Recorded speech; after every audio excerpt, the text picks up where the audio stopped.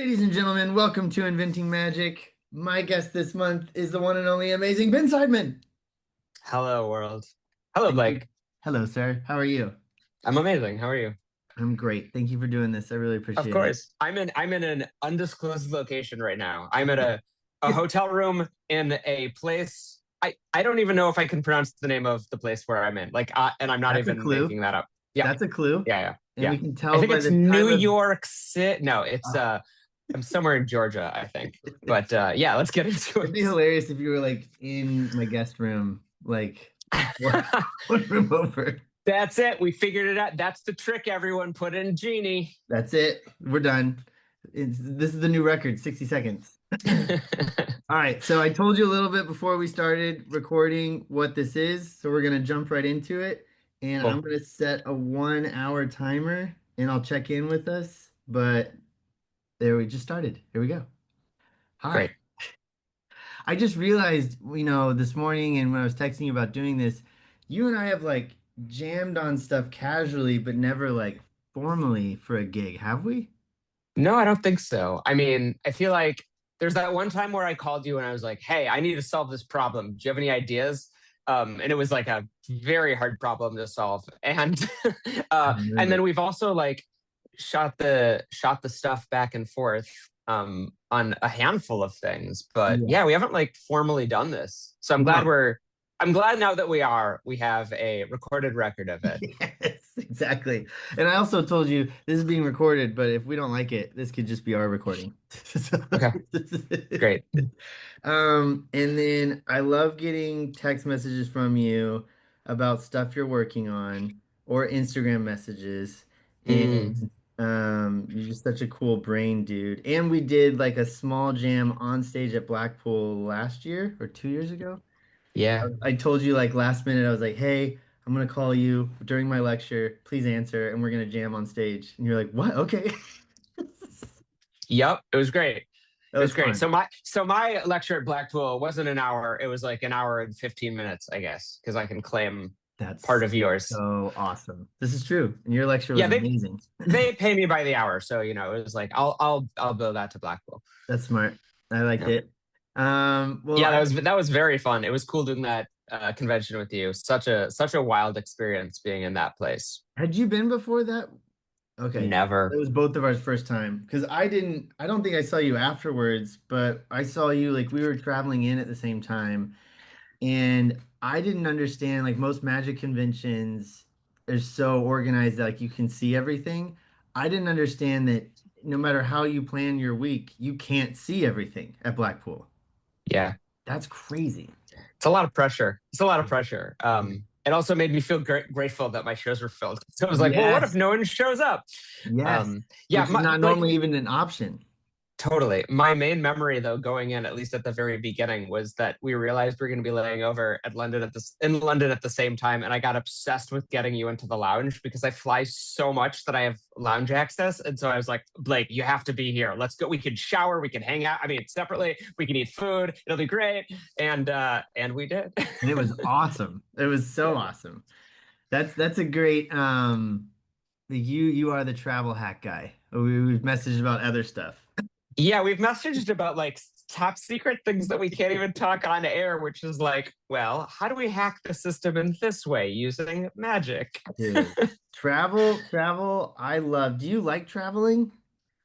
Um, I do sometimes. I Mhm. love doing shows. I love being in front of people and doing magic. What Like doing about shows is amazing. what about from when you're home to when the show starts?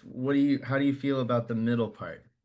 You mean when I'm on the road? Yeah, like airplanes, TSA, Oh, cabs, hotels. yeah, I think it depends like so much. Like yesterday I didn't know what this podcast was going to be, so I like went into my notebook. I have a like digital notebook note app, and I was like, let me see like things that I haven't thought about it for a while. And I Hmm. spent 5 hours from LA to Atlanta before I then laid over to get to the small town, just like looking at ideas, and it was so cool because I don't pop Really? that open enough, and I was like, oh my god, this became a thing. Like I'm doing this now, and it was just an idea that was like kind of silly, and I put it in there and I forgot about it. And like, okay, that one's terrible. this one's still promising. Oh my God, I should still do that. Oh, that I should publish tomorrow. I don't have the time to, but that would be an amazing product. Oh, this is in the stage show right now. I've done it like 70 times. It's my favorite thing to perform. Like seeing that was so exciting. So, like, that was an amazing travel day. Dude, and is that on a note on your phone? Yeah. Wow. Do you have one note with just ideas? Yeah, well, I have a bunch. My organization is not great, but I have one kind of like master one, which is just everything, the I have good, the the same bad. I thing. don't I don't I don't differentiate when something actually gets created and like I don't take stuff out Yeah. or delete them if the idea is garbage or if I found an idea that I clearly had after taking an Ambien and then staying up too late. I'm like, there's all the spelling is wrong. There's no punctuation. I've misplaced words. I don't know what the idea is. Oh my gosh. That's the trick, is deciphering the hmm idea. Right. If I can just figure out what this thing is, I'll go like, oh, maybe this is the best thing I've ever come up with. It's That's probably so not. good. I write in I have one note, I think it's just called ideas in my phone. And it's just a massive, I haven't gone through it one time. Like I like going through it every once in a while, but it's hard to remember to do that. So that's a good thing to do on a flight is just re Yes. Yeah, totally. Oh, and to answer your question, do I like traveling? It really depends on the circumstances. Sometimes it's totally fine and chill, and sometimes it's stressful and yeah, uncomfortable. And yeah, um, I fly enough that I fly so much that I'm getting more space now, which is cool. Like sometimes I get those upgrades, which is actually a big difference in quality of life. Um, totally. so that's nice. But also, it is like I had a week at home and it was like, oh my God, I can spend time with my dog and my wife. This is amazing. That's awesome, man. That's so cool. Well, what is your go-to? I mean, you're mainly doing stage performing, or do you do much strolling anymore? Or what's your percentage like now? I'm only hired to do strolling like very rarely, like maybe like one or 2% of the time I'm hired to do strolling. But how often do I stroll? I do it a lot actually. Oh, cool. Because even if the client doesn't ask for it, I always suggest it. And because like you're essentially getting a feel for the room, you're warming Yeah, up.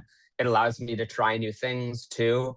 I feel like I'm getting in the zone, and then when I go on stage, some percentage of the audience doesn't go, "Oh, who is this guy?" Okay, dude. some percentage of the audience goes like, "Oh, it's our friend Ben," and that Yes. like feels awesome. That's such a good point. I started doing that on cruise ships recently, is the 30 minutes before the show, walking around and hanging out with the Whoa, audience. And whoa. and I don't do magic though. I never thought of that. I guess like my fear, I hadn't thought about it until right the second, but I think my inner fear is like I'd either do something that's like someone loves so much close up that like they just like, oh, well, I wish you would have done more stuff like that, or Mhm. they don't like the close up for whatever reason. They're like, we should go to the buffet instead of seeing this show.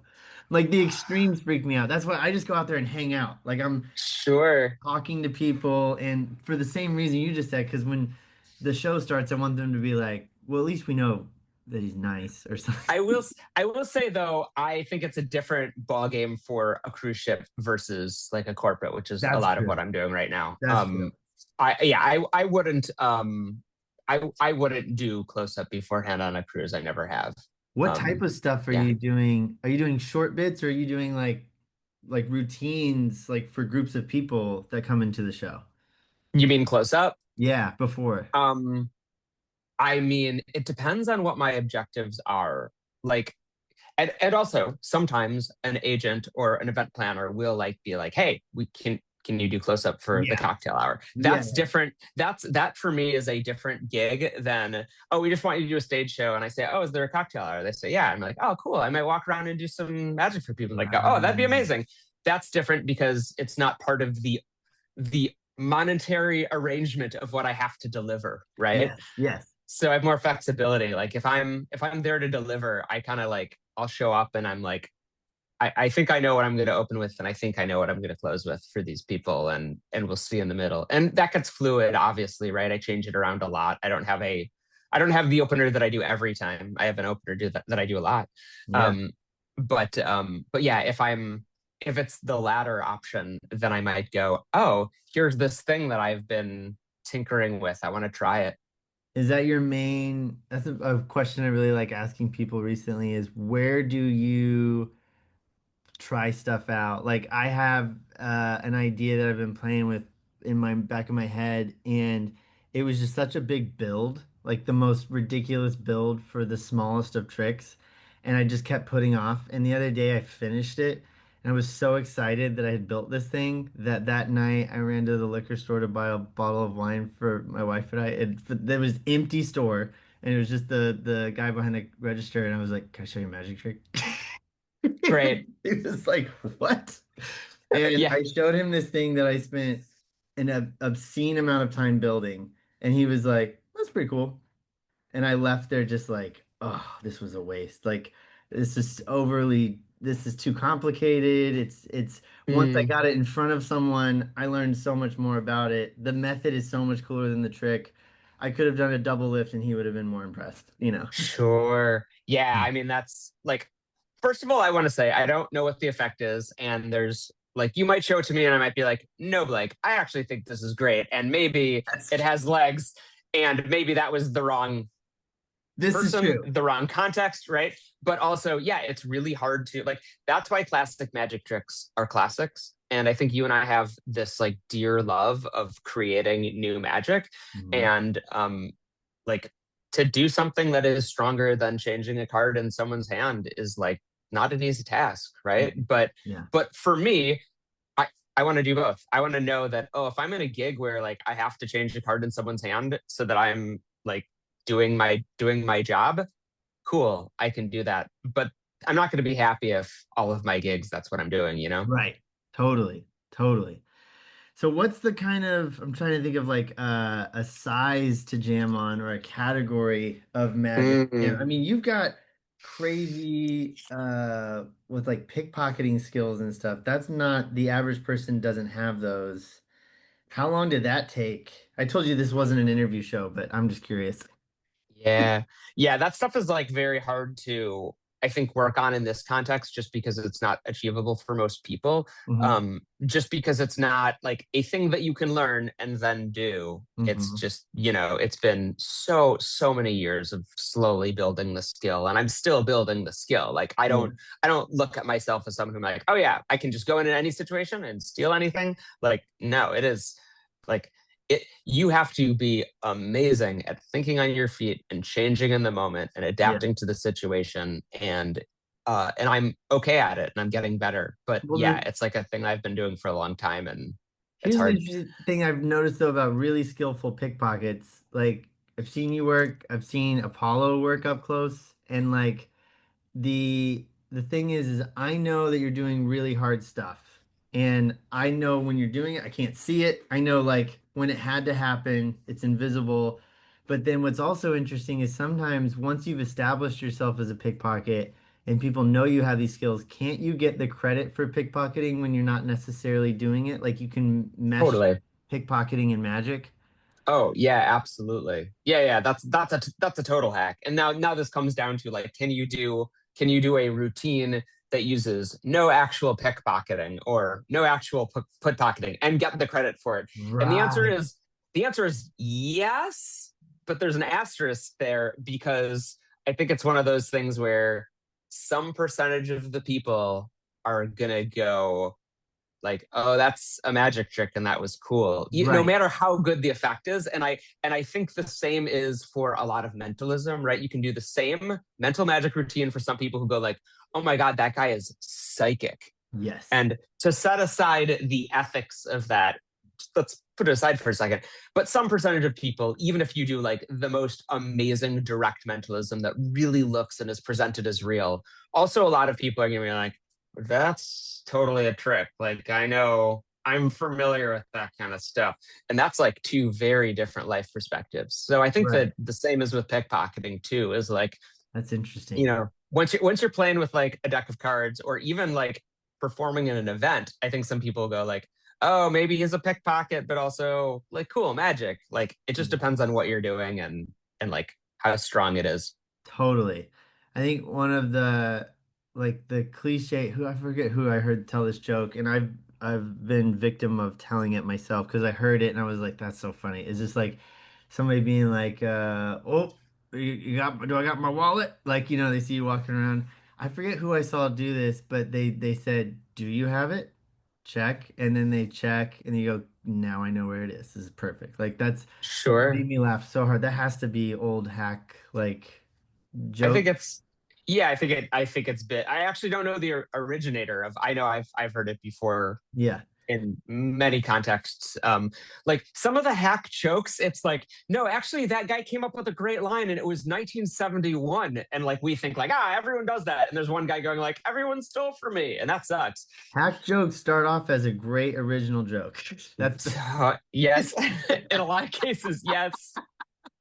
the clean But one. but No, the clean one. I've gold. okay, hold on, Blake. That was never a good joke. That was always a bad joke. Let's be real. Um, some of them Oh my God, that's so funny. raise it a Um, little lower. If like, please tell me when that was a good bit. Maybe it was like a character driven, like the right character might have said, "Hold out your hand," raised it a little lower. I bet that actually. I'm walking back what I said. I bet that was really great from the right person, but it was all based on character, not just a random guy saying a line. And that's most comedy, I think. yeah, then it got watered down and overdone. Yes, Um, can I back up though, because I know yes, the thesis of this podcast, and yes. I don't want to trample over what is a great point, I think, which is we were talking about how magical it is to change a card in someone's hand, right? You do a Totally. DL in someone's hand, that's amazing, right? If you want to make someone think that you have the skills of a pickpocket, some percentage of the audience is going to buy it. If you give someone a card, have them put it in their pocket, and then bump into them and switch it for another one. And that's using that same move, but in a very, very different way. And if it's framed correctly, like people will buy it. And like something like that is such a great example because like that on the surface, like as a general concept, 100% you're right.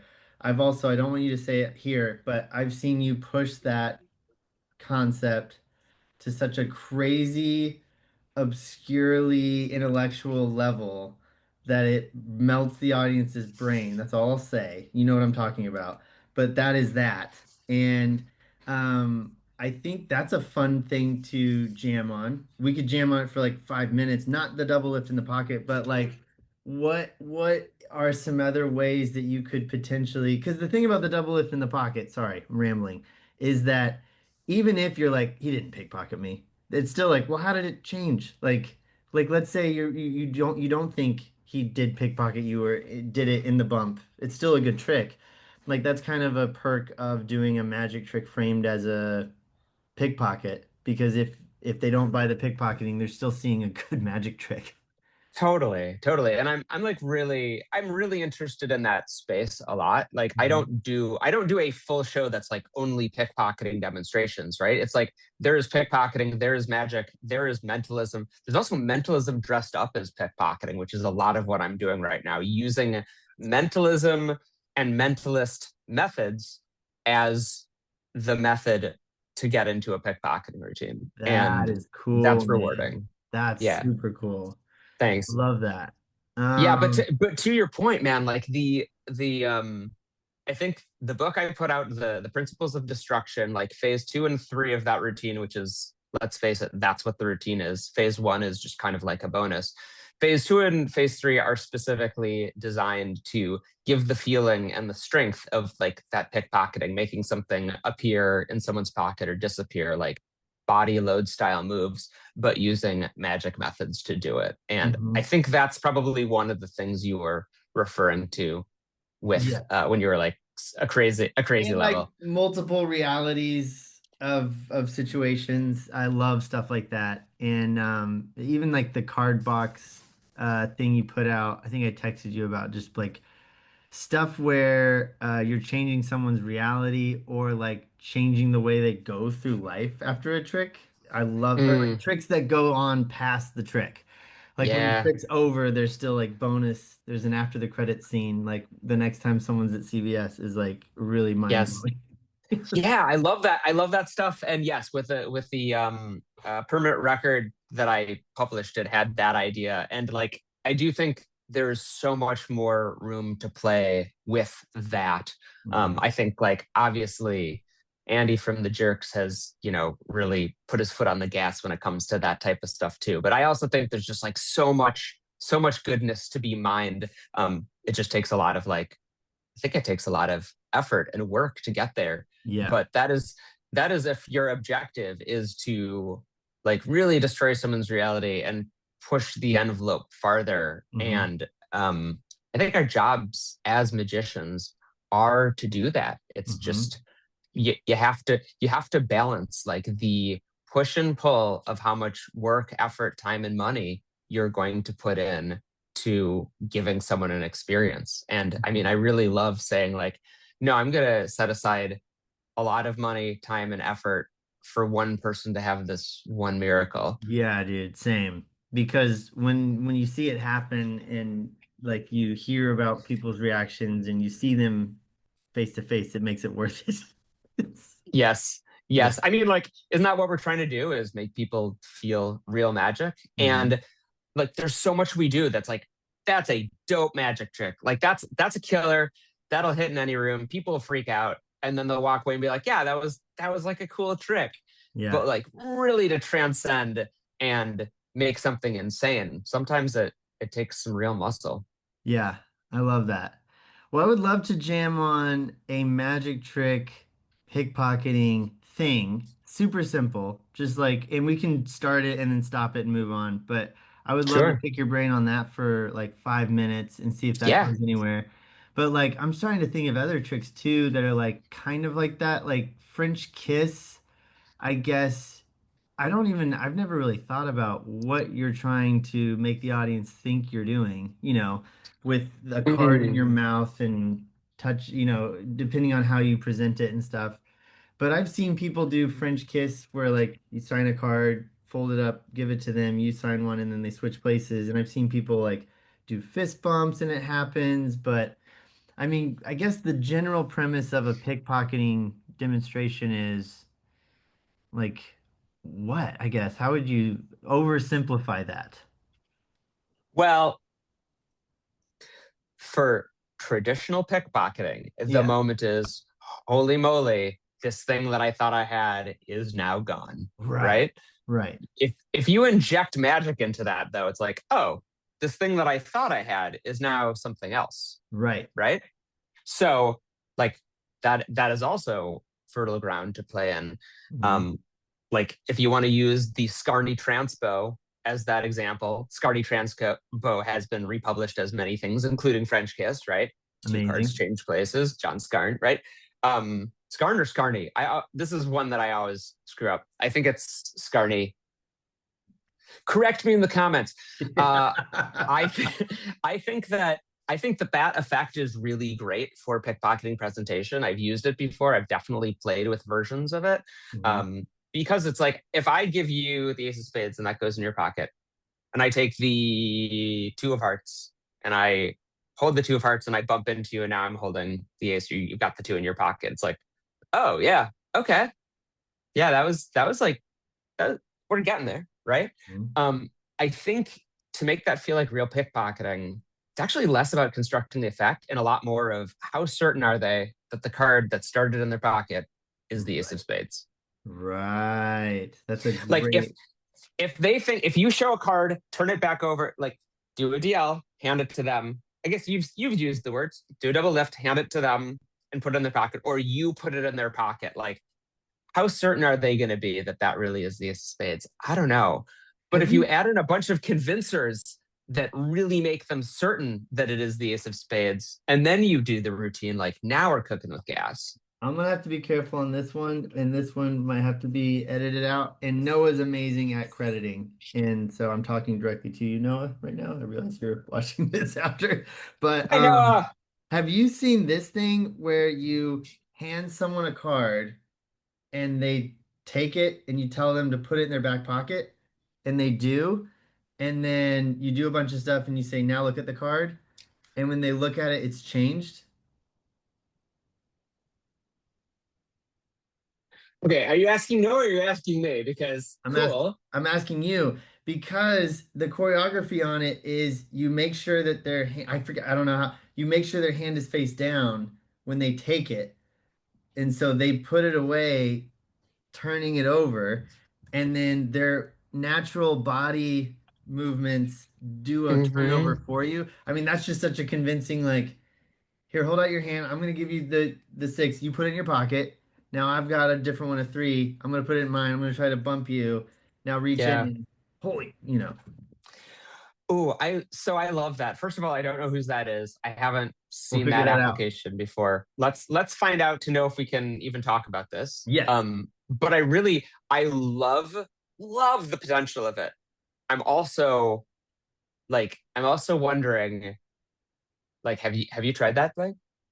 I have tried it on magicians, like, and Mm-hmm. it fools them.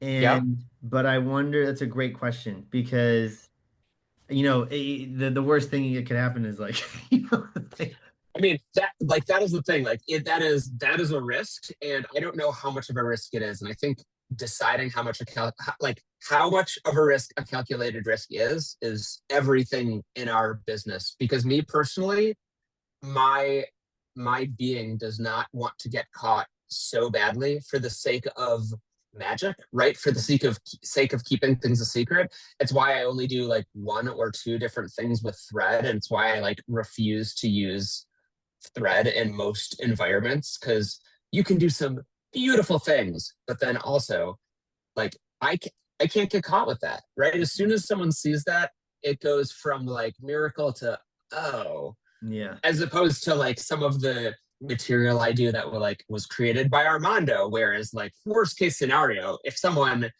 you had a horrible performance, caught a bad angle, or there was someone where you didn't think they were and they see it, like worst case scenario, that person's like, oh, what did you? Oh my god, that's a thing you learned to do, as right. opposed to like, oh cool, that's how it works, right? Gotcha. Gotcha. Right, and double sided card. Whew, that makes me anxious. All right, here's another version of it that because what you just said that resonated so much with me is the person's reaction to the demonstration lies so heavily on how convinced they were of the identity of the item or the location of the item at the beginning of the demonstration. So what if you took not a double and you said, I'm gonna put this in your back pocket. And what if you shoved the six of spades deep into their pocket and you left the three of diamonds barely hanging, you know? Because what's Mm-hmm. cool about that is you're a little more clean, right? Mm-hmm. They show you, and then do you already know where I'm going with this? Not only do I know where you're going, I do this. Oh, But it's fine. This is not a thing that I'm like. So I also haven't done the research. Like someone else might have come up with this before, you mean me, and then you. It works, and it's great. because now you're set up for a kicker to clean up the trick. So I will tell you, I did this. I have done it. I still do it. However, I really think that handing them the card and having them put it in their back pocket is stronger, even than look. It is the one, just Right. because once you're putting it in their pocket, it is a little dicier than this casual thing of them putting it in their pocket. So look, if you want to make this 1,000 times better, in my mind, because I this is what I'm doing right now, is I hand someone a card, and let's say it's the ace of spades. Make everything easy. I say ace of spades. I take it. I do what looks like a double lift. It's not. I just turn it face down. I hand it to them, and I before I hand it to them, I pull back and I show it to them, and then I give it to them again. I say, put it in your back pocket. And actually, okay, hold on. Are you? Wait, hold on 1 second. I take it. And I say, are you right-handed or left-handed? Top change. Great. Hand it back to them. Yeah, put it in your right back pocket. Perfect. Right. So they've already taken it in their hand, looked at it, started to put it in their back pocket, and that's already anchored in their mind that it's there. And I think now we're getting a little bit Closer. farther to Yeah, yeah. Yeah. I love that. The other thing I've seen is like, I mean, I know this is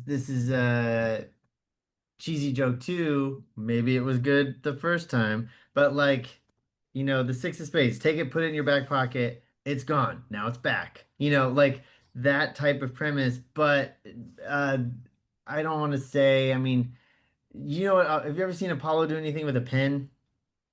Hmm. Is that his or is that, I won't say it, what he does, but like, I'm almost positive it is. okay, You should ask him to be sure. But but I he mean, does he something does. with a There's three pen. different things. There's three different pen things that are coming to mind with Apollo right now. Okay. So yeah, But basically, I guess what the dumb version of this is, here's the six, put it in your back pocket. Um, I now have it. Here it is. And I'm going to alter the six. And now I'm going to put it back in your pocket. And now whenever you reach in, you have what you thought was the same card, but now it's been altered. That's another way you could go, I guess. Like, yeah, here's the six. It'd be crazy if you could hand the six to someone and them not realize that they had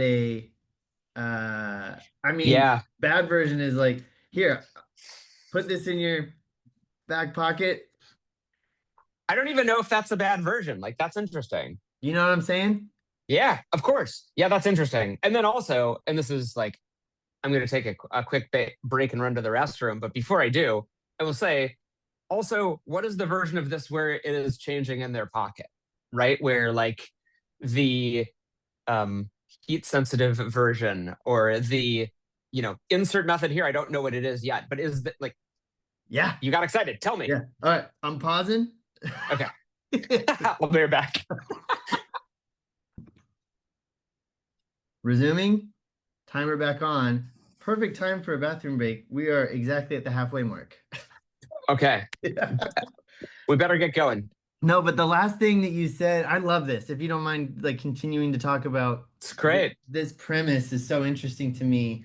Even if we get away from cards, like we could move to other stuff, but within this world, what you said last is so mind blowing. Is like, yeah, what's the version where here's the three of diamonds, take it. Is it the three of diamonds? Put it in your pocket, magic, magic, magic, fake methods or pseudo science, pickpocketing, and then when they reach in their pocket, it is not the three of diamonds. So let's think about that right now. What could happen? I mean, there's definitely ways the card could be affected where it wasn't before, but Yes. actually was, right? Ripping off the corner and they don't know that it's there. There Yeah. could be a signature on the card, right? You take like a card with a lot of space on it, like the four of diamonds, you show it, you top change it for another four of diamonds that has like a signature or a mark or something on it. And now Hmm. you're just covering that, hand it to them, it goes in their pocket. Love Now that. you take a do, you ask them to think of any blank psychological force, you write that thing down, right? So it's Yes. a thought of thing, and now you back away. This is, vanished somehow or whatever you want to do, and then it's now in the I don't know. That's not great. It's I would say bad, but it's That's not something. bad. I'm wondering how many like color change. It's basically like how do you get the spectator to do a color change for you? Is an interesting like do you ever see the there's like Monty routines where just the pip is different? Mm-hmm. Yeah. Like if there was a way of like this is bad, but like showing just the pip and it going into their or like you put it in their pocket for them and the last thing they see is the pip going in. And then because of the choreography, when they pull out the card, but again, this goes back to like the risk factor. This is massive. But Okay, so what? Sorry, this is actually interesting. So, what if you have a fan of? No, Blake, this is really good. What if you have a? I say really good. It could be terrible, but now I'm excited about this idea. You've you've shown the card like this, right? This yes. miss pip, whatever. You now get to a situation where it's like this, like a la like Skinner Monty style, right? Hmm. And you now go really, really slowly. I say, like, all right, four of diamonds here, right? You now slowly turn this face down and you say, I want you to take the four of diamonds, take it, and you hold it towards them. They go to take this one, they put it in their back pocket, right? And now, if there's a way that you could have them bring it out so that you're sure that it's face down, if you could do that, if there's a Oh, yeah, you get to choreography, turn it over. right now you see the mark and see where the pip is, and you just grab it and flip it over, covering the right. Like that's something. That's a great idea. That's a great idea. So That, so now the problem to solve is how do you get them to remove it so that it is face down when they take it out. But if there's like if you can do that, great. And also, if you can do that, then you use the double sider thing as as another option too, right? Because now that choreography kind of solves both problems. One is just safer than the other. yeah, but I think what this is solving is safeness, safety, surefiredness. But I love the even like taking a few steps back from what you just said, which is a very specific finished solution. The idea that you show them something, they now have it face down. They are convinced of its identity, which was the original goal, like what you were That's saying. it. They Yeah. put it in their pocket face down. They bring it back out face down. You now get to do the reveal. Are there any other things besides a Miss Pip? I guess like a even like a court card could do that. Hmm. But a court card is like such a minor change. I feel like just switching just the like an ace of spades for the four diamonds, or like what you like if you had the Monte gimmick, you know. Okay, so let's layer this up with stuff, which I love to do. I love being like, hey, this is a good idea. Here's another good idea. Both of them are like decent. Let's put them together and see if it gets better or worse. And if it gets Yes. better, Yes. boom. Yes. So what if it's Monty, but then you're also affecting the card in some way? So in other words, you take a lighter and you burn a little bit so that it's charred, right? Now you do the switch. They take it, they're convinced it's there, like, oh yeah, and smell your fingers, right? You can still smell Hmm. you've got all these convincers, right? And now when they take it out, it is either the one that hasn't been burned or vice Hmm. versa. You burn one that now vanishes, and now that's the one in their pocket. And now you're using the proof of both them taking it and the miss pip thing, but then also affecting it in some way. Now, like presentationally, this all has to make sense, right? It's a Yeah. zoo of methods unless it does. But if it does, if you're doing like a voodoo card presentation or something, Yeah. like it's interesting. Super interesting. I love it just within the context of a three card Monty type thing. Like if you had a mispipped Monty, there's so many versions of it, but like Yeah. what's the is the Skinner one the classic one with the mispip? I believe that yes, and like Noah, correct us because my crediting is I do my best, but I also do my research, right? I don't like talking about things publicly before I have done research because Hmm. my brain is I don't have the Hey, encyclopedic brain for remembering everything. me neither. Um, but Skinner is certainly it's probably not where it first comes from. He definitely popularized it. Like Yeah. that's Can we definitely can we yeah, safely jam on a three card Monty routine with a mhm, mispip corner that we just start from scratch? That's all we great. that's where we Yeah, start. We're yeah, saying sounds awesome. here's and here would be a fun thing too, because like I've always wanted to I've played with mispip. I've tried splitting mispipped and it's just such a nightmare. Like, because it's never perfect.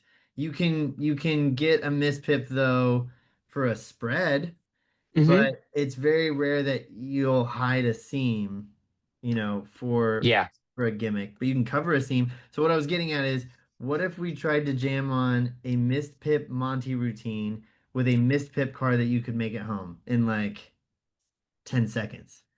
I mean, look, if there's anyone in the world who can figure out how to do that, it's like Voigt. It's you and me, dude. We're on this call. So what do you have cards on you? I have boards, but I don't have any gimmicks. Just a normal deck. Cool.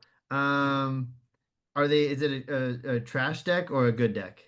It's a good deck, and I've got a gig in an hour and a half. Do you have I bet I have trash cards though. jokers or ad cards or I the notebook in the hotel room? Like just for a I little. stand by. Yes, yes. And while you're roaming around, I think I literally told you I was like, you don't need anything. This is just I'm just saying if you had it, it might be Yeah. easier. Okay. I have some. I also have some junk cards I can use. Oh my God. Oh, Um, I'm so glad that past Ben was planning for future Ben in this moment. I've that's- got I've got a couple aces. I've okay. got a couple jokers. Okay. Um, Oh, Joker's is nice. I have a yep. I've got jokers.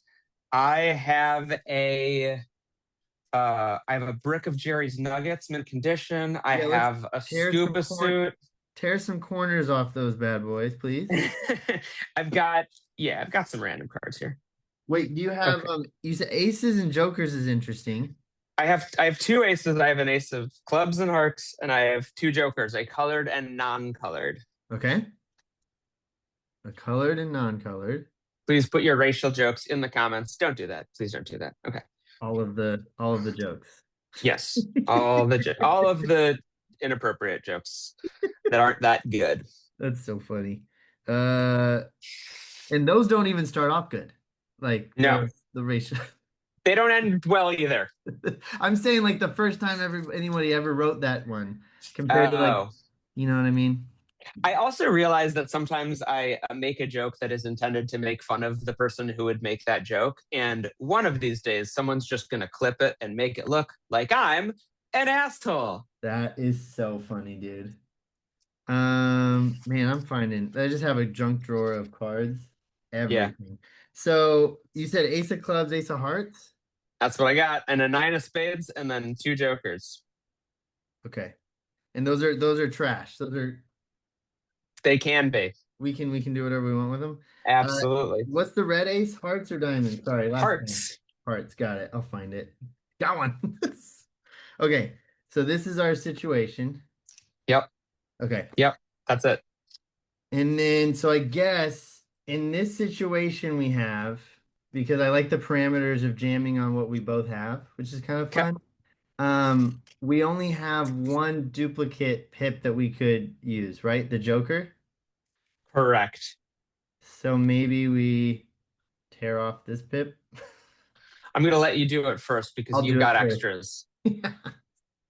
What I'm thinking is like so like I said, the rule being that you could make it in like 15 seconds. Hmm. That's our gimmick. So it's like, bad version of it is that. Hmm. And we Yep. start with like we're gonna play three card Monte. We've got there you go. Yeah. Two aces and a joker. You have to follow the joker. Right. Now with Skinner, of course, like pause, with Skinner, that Joker would also have a mispipped ace as well. And then the Hmm. ace of clubs would be normal. And Hmm. that's, I think, the formula for a lot of these Monty routines. So it's interesting to say, like, let's cut our legs off and just use this one and see what happens. This is all we got. We only have Yeah. one. Okay. So this is I mean, you get some fair shows here, Yep. like this is the situation, and you can still cover it, you Mm-hmm. know.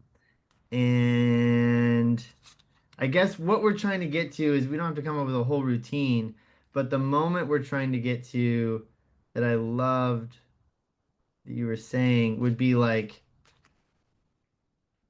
uh I think a wide fan, like, tell me if I'm wrong. I think a wide fan where the gimmick's still hidden, where you now you say, you know where the ace of hearts is. I want you to take the ace of hearts face down and drop into your back pocket.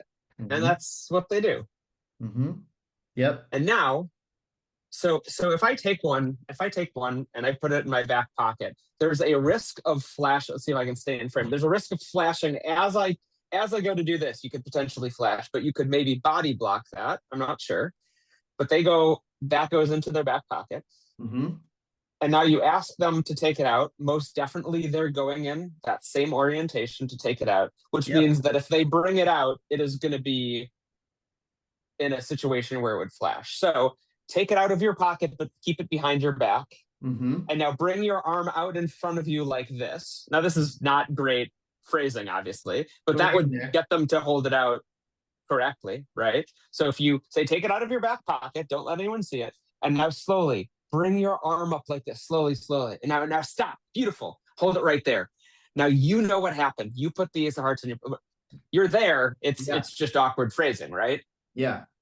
Now, something that might clean it up as far as like everyone being able to keep track of it being face up or face down, if they took it out really fair and you said put it in your front pocket and like Mm-hmm. now we just have more, oop, that can happen, so good to know.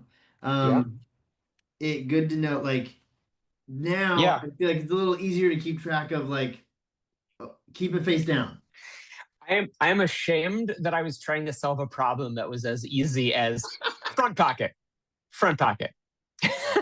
but this is why a jam session is great because like I would have probably gotten there eventually. It might have taken me 3 hours. You were just like, nah, front pocket. Switch the pocket. No, no, no. I'm just Yeah. saying, like, it is more impressive though, back pocket. And I think I don't we know. we get more play with like orientation, but if the goal is less play with orientation, like take it, put it in. The other thing though is when you go to reveal it, we want to cover the pip, right? Yeah. So we need them to think it's the Joker going in. Right. Of course. So it's the same display. It's just less of it, right? It's Yes, it's the but it's the same. yeah. Well, no, Yes. it can't be because crap. Because you can't do a wide display and say take the Joker because that's our so you would have to do they would have to think that this is an indifferent card. Let's get rid of one, which there's a lot of Yep. ways of doing that. Let's get Yep. rid of one. And I just want you to take which one do you think is the Joker? The top or the bottom? The top or the bottom? Take the Joker and put it Mm-hmm. in your pocket. And they go like Mm-hmm. this. Yep. And then they take it back out. Keep it face down. Keep it face down. And now you say, now the Joker's over here, and this is the eight. Yeah, and I think there's blocking wise, there's something interesting to they're holding it face down. You show that you now have the Joker in your hand, which allows you to now grab it and show it. Because if you go to take it and flip it over in their hand, it's like pretty guarded. But if it's just like, boom, that's the moment. Now it's just like, and look.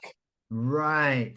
It's like well, it's almost like I see both sides of it though, because part of you, I feel like would want to end on the clean one. Um, Mm, so like, what if you, oh man, where did they go? So what if because you would want them to be able to examine whatever. Oh man, I lost track of what cards we were using. Oh, it's in my pocket. No. Ace, ace, ace. Okay. So one version of it would be they think that this is the ace of hearts face down in my hand, right? mm-hmm. What if this was their hand? So hold out your left hand.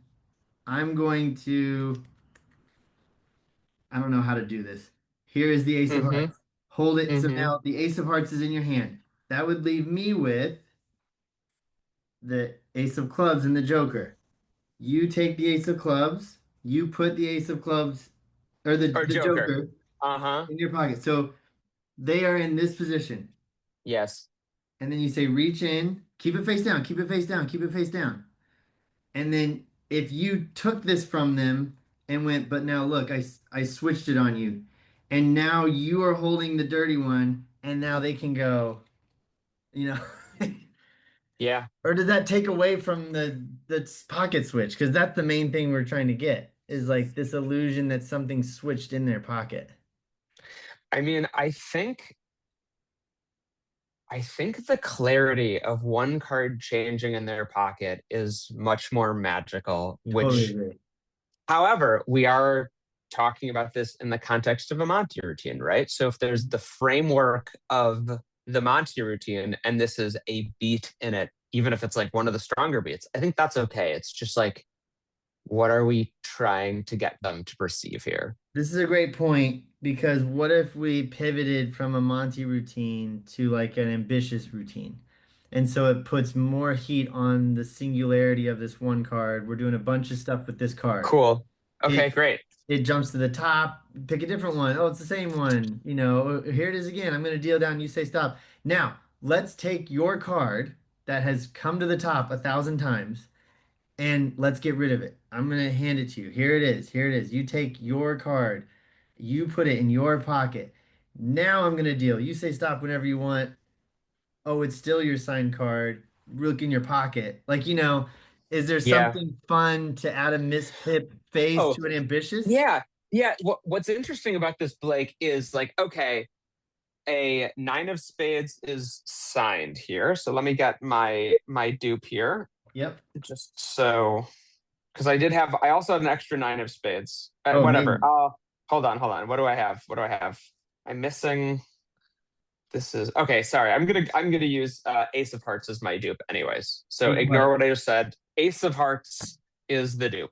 Okay. So an Ace of Hearts is signed, and we also have the Ace of Hearts, or that we also have an Ace of Hearts cut that's stuck on the Joker, A random card in the deck. right, or whatever it is. Yep. Because I think there is something to the signed card is now switched for a card that's mostly a Joker but has the ace pip. Right, exactly. And now you say like, look, oh, okay, we could get there with saying like, look, this is okay, this is cool. So look, it's hard to keep track of the card because it keeps going into the deck and coming to the top. There's so many cards. So Yeah. what if we use less? And Yeah. now we're here, right? So Yes. now you do like a pack a trick version of ambitious, right? Where your ace of hearts goes in there, you snap, it's on top, you do it again, put it on the bottom. It's like a color Monte style thing, right? Yes. Boom. And now you're in a situation where one of these can be that gimmick and you have an excuse where you're using less cards. Yes. So now you're showing what is apparently their signed card. Yes. I think if you steal off the signed card and now you're showing the gimmick, Yes. you bring it down, you say, now take that very carefully, gently, take the card like this. And if you do this, say very now they're gonna reach this way instead of this way, which is what you need. Yep. Put it in your pocket. Great. Now if this hand had gone south and lifts up the deck and loads that on top, now you can kind of do whatever you want. And when the magic happens, they say stop wherever they want here. But if we wait, this is the top of the deck, so it has to be the ace of hearts, right? If you wait, this has to be the ace of hearts, which means it can't be in your pocket. Take it out. And before Okay. you flip it over, I want you to remember that boom, and now you grab it and flip it. But here's the thing. I love that so much that now I want the card in their pocket to end clean, which Okay. when you were doing that just now, it gave me this idea. Is this possible for a gimmick? Okay. Uh-huh. So so you get that really fair. I just got goosebumps. It's also freezing here. Okay. So Yes. But I think I know where you're going, and this is great. so if you had a gimmick that was this is, I'll just make a bad one first. But this is your gimmick. Like Yeah. it can just do that. And then who knows how you get into this position. But like if you could go like this, which one's the ace, which one's the ace, which one's the ace, you take it. And when they go like this, that would have to go That away. flips down. Yep.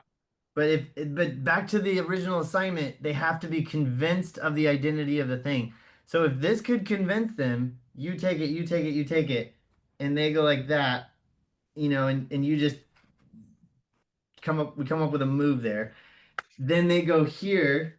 Now you do everything you just said. It would just feel Yes. so much better to be like, check. And they're just like, what the? 100%. 100%. Yeah, I love that. I love that. And that's also, I think, better and safer than the other idea I had that I didn't even pitch, which is a piece that was like that piece is stuck on, they put it in their pocket, but it's got like maybe some rubber cement or something on it where it would stick in their pocket, Yes. and then you show it. And then like for me, that would be easy because I go, okay, now they have a piece of card in their pocket and I just steal it out later. But for I think most people, that's less achievable. So I think this is way better. Wait, what if you, okay, dumb, just to keep going off of what you just said, what if you, so Ace of Hearts is, I don't even know how to say this out loud. So this is your, okay, here, I got it. So this is your Miss Pip. gimmick Okay. with the rubber cement thing you're talking about. Yeah. And their signed card is the Gate and Bloom intercessor score that matches this. Uh-huh. So you get this is so way over the top, but you get this moment, you take it, you take it, you take it, they take it, this somehow gets ditched in their pocket, which is now, oh, whoa, it switched. Okay, let's try it one step further. Instead of the full card, I'm just gonna tear off a corner of the card Yeah. and now look in your pocket and be like, oh, Yeah. I mean, if you put 10 minutes of time misdirection in right. between those two moments, that could be a miracle. Yep, It's pretty good. pretty good. Dude, this is all good. We So, got 5 minutes left, and this is all gold. great. Do we have a favorite that we think out of all of these? Because what's so fun about this is it's an amazing premise. You've said so many amazing things that are just like, just go, like, it gets to the point where it's like, done. I gotta go try this on the liquor store cash register guy. You know, like that's Uh-huh. like, but like, is there a favorite we have that we could summarize in the last couple of minutes of First of all of all, how do we engineer a situation where every magician we know in Los Angeles is just going testing that material on that one guy? You're just like, what the heck? Well, you've been to that one. I saw you walking down the street Oh, where I live. I was filming the promo for my new show, which is Con Man. At the time, it was an earlier name, and like, just Blake slow drives by, like, is that Ben Seidman? Like, text me this video. I'm like, what is In my happening? small town I live in, you were Yeah, walking past the liquor store I'm referring to. That's what they think of it. so funny. Um, Okay, I great. like the Miss Pipped. Somehow a Miss Pip card being utilized to really convince someone that they are taking a card. But just what's so the last thing we touched on, I think the thing that makes this maybe my favorite potential wise is the idea that Yeah, that that's the best card one. it ends clean. Yes, I think that's the most practical one. And obviously, this is not something that they would make at home. But like, if you make this gimmick and then you print on the other side of that ace the face of a face card, so when it flips over, you can flash it, right? Oh So wait, no, another it still wouldn't. flip it onto the bottom, other way, other way. Oh, Yeah, and now imagine that that's a Joker printed on there, but a face card would be better, right? So now you can flash that. Now it's overproving, but you and I, that's a thing that you and I would do, right? It's probably unnecessary, but like that's also something. I do think your idea of that flap is probably the most practical thing that people could make, start performing. Like this is the most publishable, actionable, and probably safe, which is what I love about but it that's so what we were much. going for. The other thing Yeah. that's interesting about this as a gimmick, though, is that if it gets to here, now you're using the mispit principle as like something that's easy to hide, which is interesting. Yes. And also, here's another weird thing that this is just, you have to try it. Put the other ace on there so that it overlaps so that you can't tell. So, in other words, you have this weird situation that looks like this, right? Uh-huh. This is your gimmick. Now take Yeah. another ace and hold it but behind the card. Oh my Like, God. what does that do? I don't know what that is, but that's something. That's something weird. It's starting to mess with my brain, dude. Yeah. That's I guess the thing that would need to be figured out next is how do you because this would probably be better if it was like just a card in your deck, right? Not a joker, maybe. Like this gimmick just like floats in the back of your in the card box or something, and you load it on, you know it's the 10. You're doing ambitious card with their Yeah. signed Alternate eight. pitch, though. Alternate pitch. It is a Joker. Yeah, At the beginning of the routine, you remove a Joker, you stick it in your pocket behind the gimmick, and that way you can take it out and say, like, well, actually, let's use the Joker for something. That way, it's not floating in the deck or the box, and you just have it safe in your pocket. it's back on the Joker. That's so much better. You're so right. Because now you don't have to keep track of it and it makes sense Yep. why you're pulling out the Joker. Okay. Yep. So and it's a cool card to have end up in their pocket. I Yeah. mean, okay. So if you were doing ambitious routine, I also love what you were saying, like go from an ambitious down to a Monty and then justify it that way. If you're doing ambitious, it kind of makes sense to be like, let's just narrow it down to your signed card and the Joker's. Yeah, exactly. Yes, yes. You take the two jokers out of your pocket. Yeah. Yep. I've lost my Joker's. But let's say this is I have one more. Okay. So this is what you pull out of your pocket, which is like super fair Yeah, because you're hiding totally. that guy. You say, okay, couple of phases, and then somehow you have to get into that position, which we won't figure out on this call. But Right. it's like, Well, no, what if you take out three jokers? mhm. Okay. You take out three jokers, one of them is the gaff. Yep. You now steal out, you cop the signed card. Yep.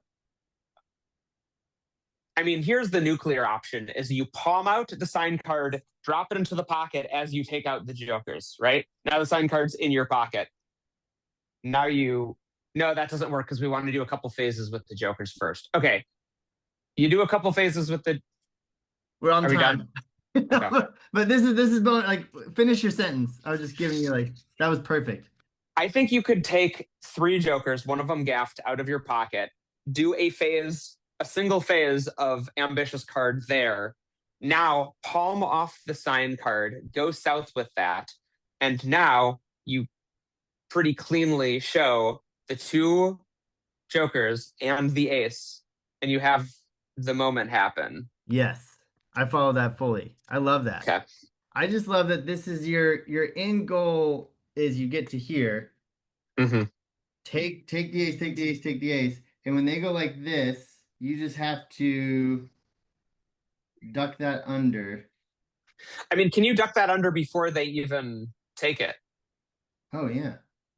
So now you duck it. Yep. Yep. And remember, the presentation. Noah, note to Noah, the presentation's important. And grab it like this, like just grab it very gently and slowly, so we know you're not doing. So we know you're not cheating. Put it in your pocket, right? Yep. So that way you're directing them to grab like this instead of this. Yep. That's great. And this is your gap, which comes in and out of the trick with the jokers. Yeah, Finished. Dude, this is so much fun. it was very fun, man. You're the best. Thank you so much for doing this. Of course, I think there's actually like maybe like four or five bombs in this that are like pretty good. That I was thinking the exact same thing. This is a great listen. I love where we went to. I love where it started, and I love where the end. Because the other thing is this is not finished, but this is a great concept. Would Yeah. love for people to play with this, and then would be really cool to see like what this someone could turn this into. Yeah, yeah, I think there's fertile ground here. Can I ask you a quick question about the greater whole of this project? Yes. Not meant for putting out into the world. I mean, it's okay if you're still recording, we can clip it, but Yeah. um, what are your thoughts and feelings versus the fact that we're like talking about magic secrets and it's just going out publicly? Because like at some point during this, I got bumped in it and I was like, oh, I mean, I love that we're doing this. And I love that magicians are going to see this. That to me is the best thing in the world. But Yeah. putting it out on YouTube, I'm like, oh no. So here's it's a great question, and I've thought about this, and I think it's the same kind of thing as like you know how you go to a magic store and you have to purchase the secret, and you've like then you've earned the thing. I Mm-hmm. feel like by going to YouTube and deciding I'm going to sit down and listen to two guys or girls like talk for an hour. You're purchasing it with your time. I think that's how I've justified it to myself because I'm not gonna clip any of the secrets we talked about to make Yeah. them so digestible that Yeah. someone can. The only way you get the digestible clipped secret is if you Yeah. purchase Genie. Yeah. Yeah. Cool. That's where my head goes. But Or it could or be if you wrong. sit or if you sit and you watch the entire thing. Yeah. But we I we think, talked yeah. for about a half hour, I think, before a secret was said. Yep.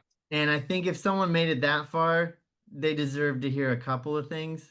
And Yeah, it interesting. kind of scratched the surface with a lot of secrets. And the ultimate goal of this project is to make people want to create more, work with others, jam, and collaborate, which is so much Yeah. fun.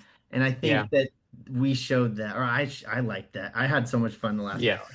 Yeah, it was great, man. I had a ball because like I do a very different style jamming with most people, and I think you and I, the few times that done this, get into more of the like Blake style flow, which is like really exciting for me because I don't do it this way in many contexts. Well, I don't think anybody tries to jam within 1 hour, but it was just Yeah.